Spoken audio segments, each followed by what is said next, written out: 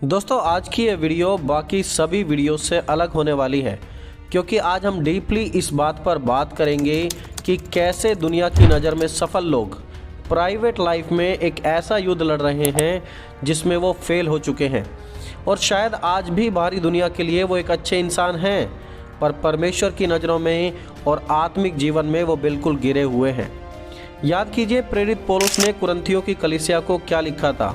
वो लिखते हैं, इसलिए जो समझता है कि मैं स्थिर हूँ वह चौकस रहे कि कहीं वह गिर ना पड़े।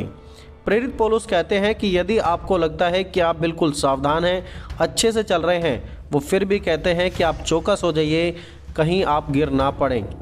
फिलिप यांसी दुनिया भर में एक जाना माना नाम है, एक ऐसा व्यक्ति जो दुनिया की some of the finest Christian books लिखने के लिए जाना जाता है।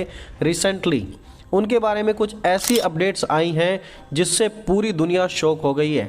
हर कोई इस बात को जानकर परेशान है कि क्यों परमेश्वर के महान दास भी इस पाप में गिर जाते हैं और गिरते भी ऐसे हैं कि फिर दोबारा वो उठ नहीं पाते। तो दोस्तों आज की इस वीडियो में मैं फेम्ड राइटर स्पीकर फिलिप यांसी के जीवन को पहले एक्सप्लेन करूंगा और फिर हम बात करेंगे कि कैसे पाप के प्रति हम सभी को काफ़ी संवेदनशील रहना चाहिए, नहीं तो हम में से कोई भी गिर सकता है। कुछ इम्पोर्टेंट लेसन्स को हम उनके जीवन से डिस्कस करेंगे।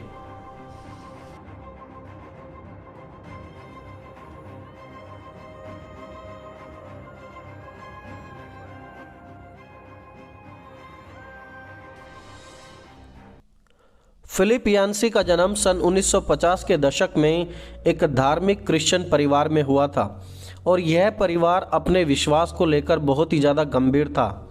लगातार चर्च जाना, प्रार्थना करना, यह उनके परिवार की रेगुलर रूटीन थी।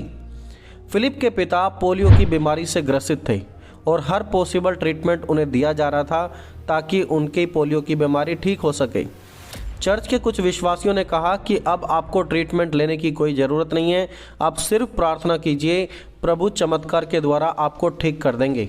And as a result Philip की मम्मी ने उनके पिता को ट्रीटमेंट देना बंद कर दिया, जिसके बाद जब मेडिसिन्स बंद हुई तो वहाँ पर कोई चमत्कार नहीं हुआ, बल्कि चमत्कार की बजाय वहाँ पर हुई डेथ। फिलिप के पिता चल बसे। फिलिप को यह मानो उनके बचपन में एक बहुत ही बड़ा झटका लगा हो और उन्होंने क्रिश्चियनिटी को एक पाखंडवाद बताते हुए कलीसिया से, चर्चेस से और सारे विश्वासियों से सारे रिश्ते ख़त्म कर दिए। उन्होंने कहा कि मुझे क्रिश्चियन लोग बिल्कुल भी पसंद नहीं हैं क्योंकि ये पाखंडी हैं और ये पाखंड में ही अपना जीवन बिताते हैं।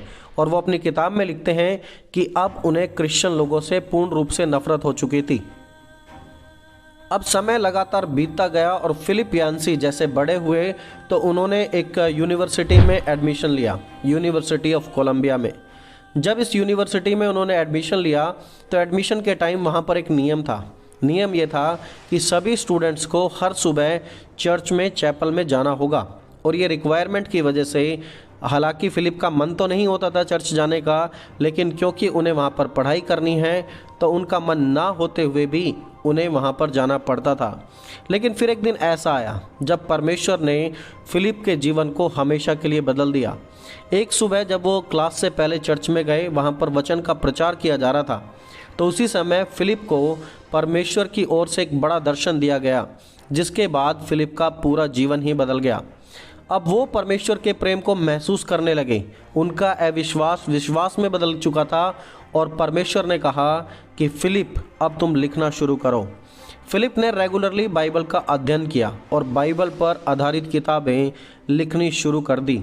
उनकी कुछ किताबें इतनी फेमस हुई कि जो कि दुनिया की बेस्ट सेलिंग किताबों में से एक थी, जैसे कि what is so amazing about grace, the Jesus I never knew, where is God when it hurts, disappointment with God, fearfully and wonderfully made. इस बुक को तो गोल्ड मेडल तक भी दिया गया है और ये किताबें दुनिया की 40 से भी ज़्यादा भाषाओं में अवेलेबल हैं। 40 से भी ज़्यादा भाषाओं में इन किताबों को ट्रांसलेट किया गया और अपने समय की one of the best selling books रही हैं।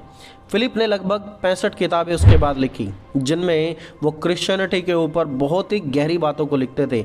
उनकी किताबों का मानो पूरी दुनिया पर बहुत ही गहरा असर पड़ने लगा और उन्हें लगभग 85 देशों में यीशु मसीह का प्रचार करने के लिए अलग अलग देशों में जाने का मौका मिला और 85 कंट्रीज़ में उन्होंने प्रभु के सुसमाचार को भी रिप्रेजेंट किया। फिलिप का जीवन इतना फेमस हो गया था कि अमेरिका के 39th प्रेसिडेंट ने, जो कि उस समय जिमी कार्टर थे, उन्होंने एक बार कहा कि फिलिप यान्सी उनके फेवरेट बाइबल टीचर बन गए थे। सिलसिला यहीं नहीं रुका, क्रिश्चियनिटी टुडे के भी वो चीफ एडिटर रहे एक समय में और पूरी दुनिया को मसीह की शिक्षाओं से एनलाइटन कर दिया। लेकिन याद रखें उसी बात को जो प्रेरित पौलुस का वचन हमने पहले पढ़ा था, वो जो कहते हैं, इसलिए जो समझता है कि मैं स्थिर हूँ वह चौकस रहे कि कहीं वह गिर ना पड़े। दुनिया की सबसे बेहतरीन किताबें लिखने के बाद, दुनिया के 85 देशों में प्रचार करने के बाद, राष्ट्रपति के फेवरेट बाइबल टीचर होने के बाद भी फिलिप ने अपने जीवन की चौकसी नहीं की और जनवरी 2026 में एक छिपे हुए पाप का उन्होंने अंगीकार किया। वो खुद शादीशुदा होकर भी पिछले 8 सालों से एक दूसरी शादीशुदा महिला के साथ अफेयर में थे, जिससे सिंपल भाषा में कहूँ तो व्यभिचार के वो शिकार बन गए थे। परीक्षा आने पर वो परीक्षा में गिर के हार गए थे और इन्हीं सब के चलते अब वो मिनिस्ट्री से पूरी तरह रिटायर हो चुके हैं।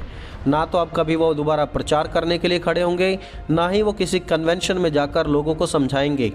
बस परमेश्वर के साथ अब अपने रिश्ते को सुधारना चाहते हैं, ऐसा फिलिप यान्सी का कहना है। फिलिप ने खुद अपने इस पाप की जानकारी क्रिश्चियनिटी टुडे के साथ साझा की और उन्होंने इस प्रकार लिखकर बताया, मुझे बहुत शर्मिंदगी के साथ यह कहना पड़ रहा है कि 8 साल तक मैंने जानबूझकर एक शादीशुदा औरत के साथ गलत रिश्ता रखा। मेरा ये बर्ताव शादी के बारे में जो मैं मानता हूँ उसके बिल्कुल खिलाफ था। ये मेरे विश्वास और जो कुछ भी मैंने अपनी किताबों में लिखा है उससे किसी रीति से भी मेलजोल नहीं खाता और इससे उसके पति और हम दोनों परिवारों को बहुत ही दर्द हुआ है। दूसरे परिवार का सम्मान करते हुए मैं उनकी ज़्यादा डिटेल्स आपको नहीं बताऊंगा। मैंने अपना गुनाह परमेश्वर के सामने और अपनी पत्नी के सामने कबूल कर लिया है और काउंसलिंग व जिम्मेदारी वाले प्रोग्राम में मैं लग गया हूँ। मैंने नैतिक और धार्मिक रूप से अपने आप को असफल कर दिया है, फेल कर दिया है और जो तबाही मेरे इस पाप की वजह से मची है उस पर मैं बहुत दुखी हूँ। मुझे पता है कि मेरी वजह से मेरी किताबों पर भरोसा करने वाले लोग निराश होंगे।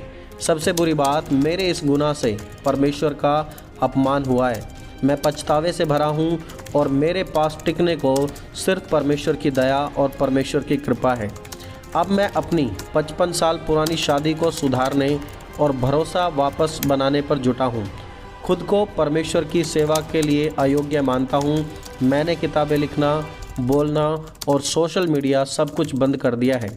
इसके बजाय बाकी ज़िंदगी उन शब्दों के हिसाब से जीऊँगा जो मैंने पहले लिखे हैं।